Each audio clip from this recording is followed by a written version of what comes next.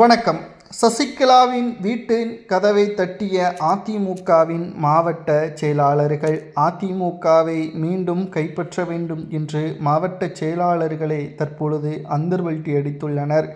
அதிமுகவின் ஒட்டுமொத்தமான வெற்றி வாய்ப்பை சசிகலாவால் மட்டும்தான் ஏற்படுத்த முடியும் என்று மாவட்ட செயலாளர்கள் கூறியுள்ளனர். நண்பர்களே, இந்த வீடியோவிற்கு ஒரே ஒரு லைக் மற்றும் சப்ஸ்கிரைப் பண்ணிருங்க. அதாவது, அதிமுகவில் தற்பொழுது பொதுச் செயலாளராக எடப்பாடி இருக்கிறார் என்றால், அன்றைக்கு கூவத்தூரில் எடப்பாடி பழனிசாமி அவர்களை தமிழகம் மட்டுமல்லாமல் இந்தியா முழுவதும் வெளிப்படுத்தியது சசிகலா அம்மையார் மட்டும்தான்.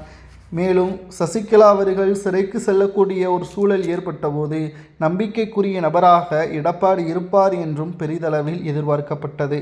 ஆனால் எடப்பாடி பழனிசாமி அவர்கள் செய்த துரோகத்தினால் தற்பொழுது வரை அதிமுக ஆட்சி அமைக்க முடியாத, ஒரு எதிர்க்கட்சி அந்தஸ்தை கூட பெற முடியாத 3வது இடத்திற்கு தள்ளப்பட்டுள்ளது.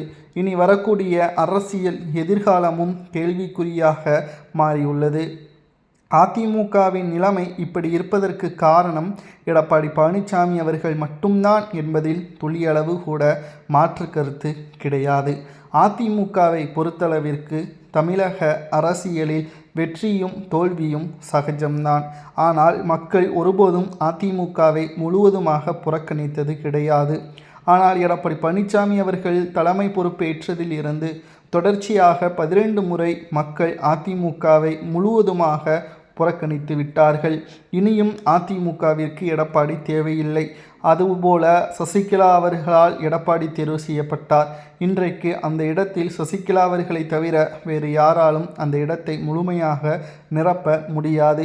மக்களுக்கு சசிகலா அவர்கள் தேவை. அதிமுகவிற்கு முக்கியமாக சசிகலா அவர்கள் தேவை. என்ன செய்தாலும் பரவாயில்லை, அதிமுகவை மீட்டெடுக்க வேண்டும் என்பதில் தற்பொழுது முனைப்போடு செயல்பட்டு வருகிறார்கள் அரசியல் கள நிபுணர்கள். அது மட்டுமல்ல, அதிமுகவை பொறுத்தளவிற்கு மிகப்பெரிய அளவிலான மாற்றங்களை செய்ய வேண்டும். இதனால் சசிகலா அவர்களது வீட்டு கதவை என்று மாவட்ட செயலாளர்கள், தென் மாவட்ட நிர்வாகிகள் என்று சுமார் 50க்கும் மேற்பட்டவர்கள் சசிகலா அவர்களது வீட்டிற்கு நேரடியாக சென்று தங்களது ஆதரவுகளை கோரிக்கையாக முன்வைத்துள்ளனர்.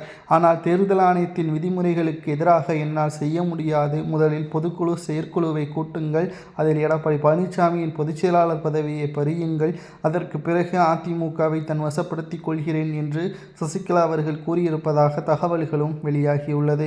சசிகலா அவர்கள் கூறுவது போல எடப்பாடி பழனிசாமி அவர்களை பொதுக்குழு செயற்குழுவை கூட்டி அதிமுகவில் இருந்து நீக்க முடியுமா என்பதை அதிமுகவின் தொண்டர்களாகிய உங்களது கருத்துக்களை மறக்காம கமெண்ட் வாயிலாக கூறுங்கள். நன்றி, வணக்கம்.